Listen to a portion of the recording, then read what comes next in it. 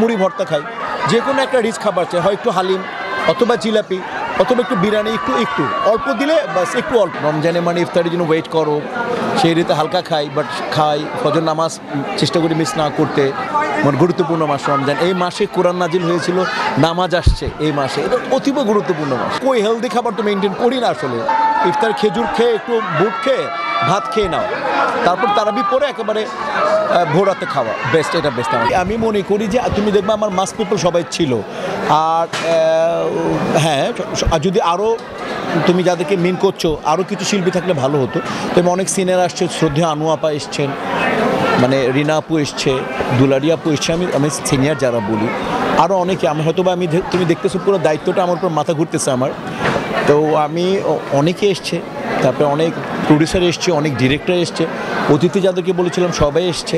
আর মাস people যাদেরকে মনে করো, দেখো এখানে দুরকম হয়। একটা হচ্ছে আমাদের উদ্দেশ্য আমাদের কিন্তু কোনো রীতিনীতি নেই যে পিকনিক করতে হবে, ইফতারি করতে হবে। এটা আমরা করি, মানে লেখা নাই কোনো সংবিধানে, কিন্তু এটা আমাদের একটা রীতি। হ্যাঁ, তো ওই রীতিটার জায়গায় একটা আমরা যেমন বছরে একবার গেট টুগেদার করি পিকনিকের মাধ্যমে, ওটা বিনোদন।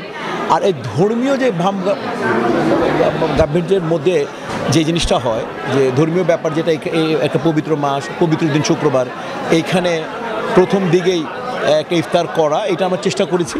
এবং আজকে সারাদিন মনে করো কোরআন খতম হয়েছে, পুরো পবিত্র কোরআন পুরো তেলাওয়াত হয়েছে। তারপর মনে করো যে এই দোয়া, মুফতি ওসামা সাহেব দোয়া করেছেন।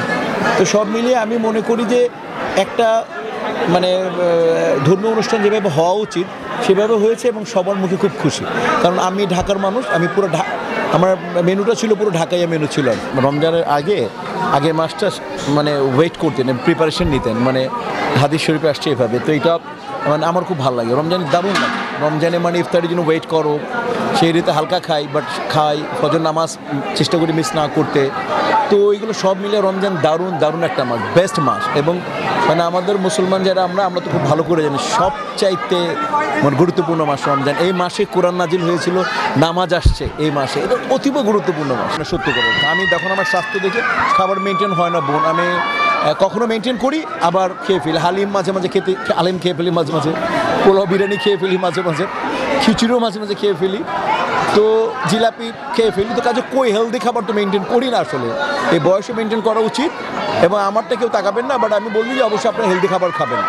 মানে সবচেয়ে বেস্ট হয় যে ইফতার খেজুর খেয়ে, একটু বুট খেয়ে, ভাত খেয়ে নাও, তারপর তারাবি পরে একেবারে ভোর রাতে খাওয়া বেস্ট, এটা বেস্ট আমার। আমি ইফতারে আসলে একটু যাই খাই, যে কোনো একটা রিচ খাবার চাই, হয় একটু হালিম অথবা জিলাপি অথবা একটু বিরিয়ানি, একটু অল্প দিলে বাস, একটু মুড়ি ভর্তা খাই অল্প।